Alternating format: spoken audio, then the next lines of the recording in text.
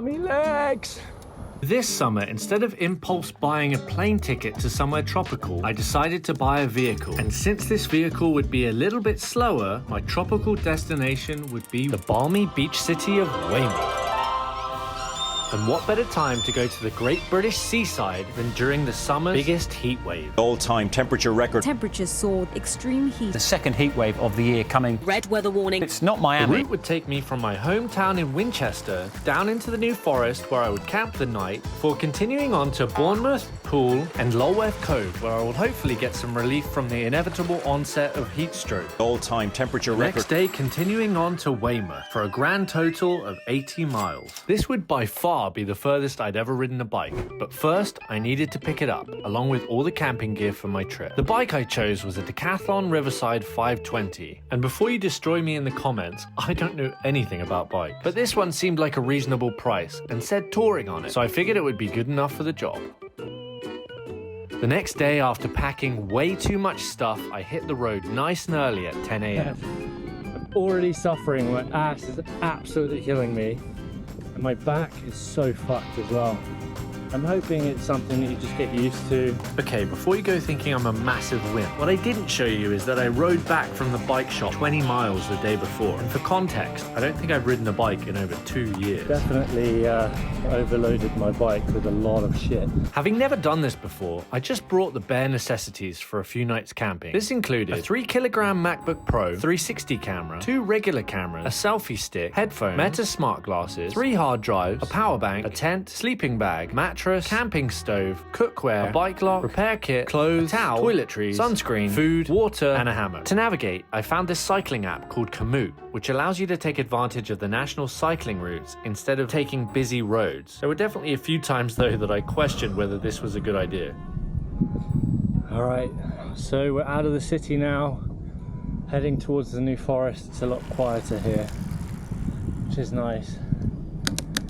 But let me tell you, I'm cooked. My initial plan was to make it to Christchurch by the end of the night, but because of my late departure fueled by an insanely big full English breakfast, it was clear that that wasn't going to happen. Knackered. Made it to past Lymington. I don't know what made me think I could get the whole way to the Jurassic Coast. That's brutal on your body. It just hurts on your gooch so bad. I think they make seats with holes in them for your gooch to sit in. That would be ideal. After a quick rest, I decided that I would press on and set up camp at the next campsite that I would find, with the goal of getting a good night's sleep for the long ride ahead the next day.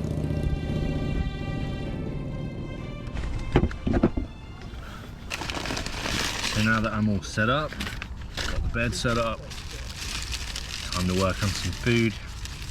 And for starters, I'm gonna have the rest of this manky meatball sub that's been in my bag in the heat.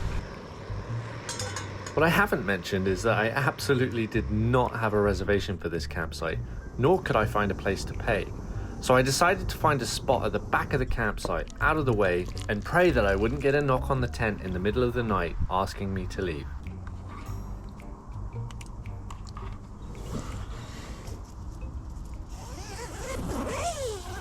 Oh look, I just miraculously have a microphone in my hand when I just woke up. I did actually just wake up, and you can tell.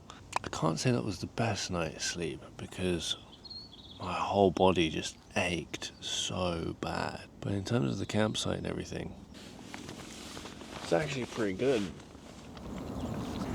So for breakfast, I have oats and no milk.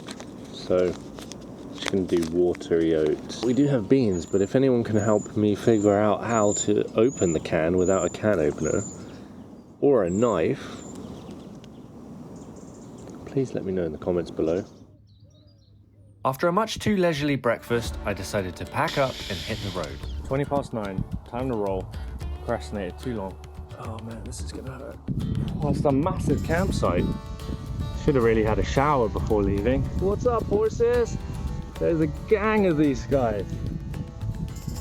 Aww. The next leg of my journey would take me out of the New Forest, into Christchurch, then Bournemouth and Poole for a total of 30 miles, with my ultimate goal being Lulworth Cove for a swim at the end of the day, adding an additional 15 miles. I knew this wasn't going to be easy though, with my already broken body and some serious hills towards Lulworth Cove. Oh, my legs! Come on. It was at this point that I think I got a little delusional. Ripping it through the country. No one else is here. Fuck you. Woo. Come to my house in the country. If I had that land, I'd put giraffes in there. All right, Lulworth Cove, 3/4 of a mile. Let's fucking go. Still got a lot of uphill to go though. Luckily for me though, what goes up must come down. Woo.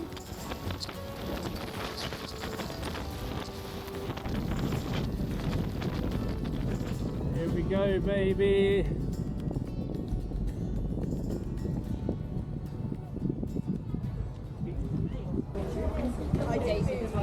So here we are, made it to Lulworth Cove. What a beautiful coastline here. So this region is called the Jurassic Coast, I believe because all of the visible layers from the Jurassic period are visible in the rocks behind me over here. I guess some of the oldest coastline in the world. But the water's a lot clearer out here. Let's see how brutally cold it is. It's gonna be freezing. Oh yeah. It's the furthest I've ridden in my entire life. Pretty stoked I managed to do it. It feels so good to be in the water.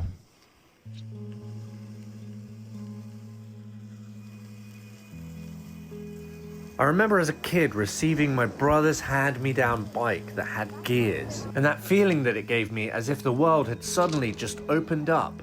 I remember thinking, as long as I just keep my legs moving, I can go anywhere. And I think in some ways this tapped into that inner child in me, yearning to go on an adventure, relying on nothing but a bike and my legs to pedal it.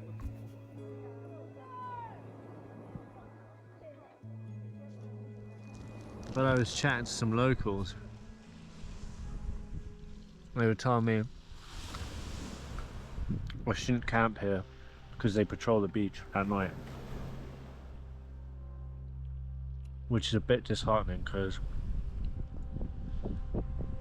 I don't really have any plan B, and I also don't have any phone service. I don't know, I walked up in the dunes and found a big black bin bag. Sketched me out. Got the jeebies a little bit. Got a bit worried about what there's some nefarious shit going down out here. Because I had to navigate that landslide.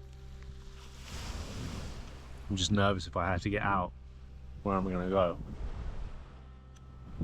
But it's just my head going. I'm going to put my tent up here,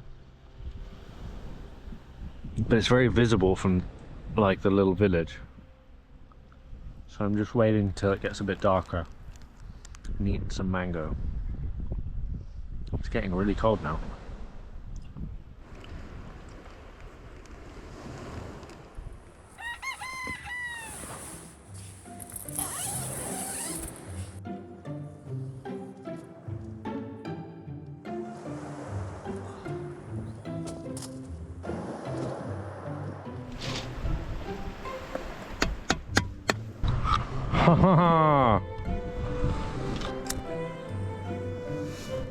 We're cooking with gas. You know, breakfast is always better whenever you had to struggle to make it.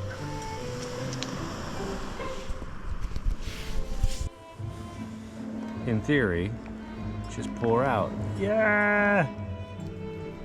Well, I know to most Americans this is fucking gross, but we eat beans a lot in England. Oh, my camera died. Just as well, really. I don't think you want to hear me ramble on about beans. Anyway, after that gourmet breakfast, I packed up camp, carried my absurdly heavy bike over a treacherous rockfall, and then...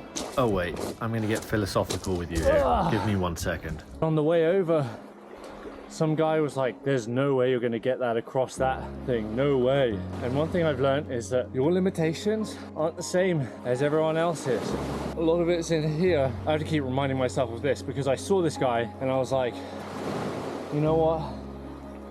Maybe he's right. It is pretty crazy and I've not been over it, so I don't know. I was like, no, I want to get over to the other side where it's peaceful, it's not packed, because that's where I want to camp. And I did it. Other people's limitations aren't the same as yours. Right, that's enough of that. Let's hit the road. Like, oh.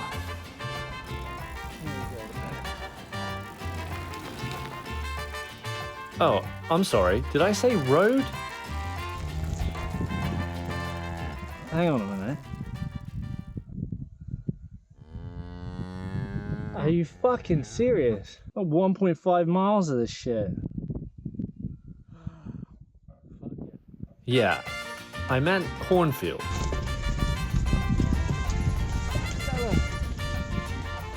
Come on. It's like the interstellar scene. Woo! I'm coming, man. And it broke. I knew that was gonna happen.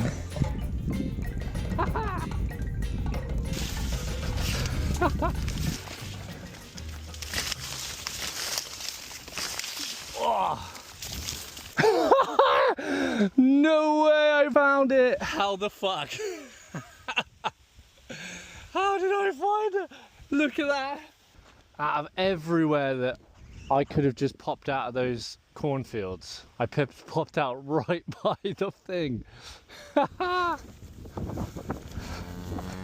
can see Weymouth. Hello cows. Don't mind me. Just trudging through your field.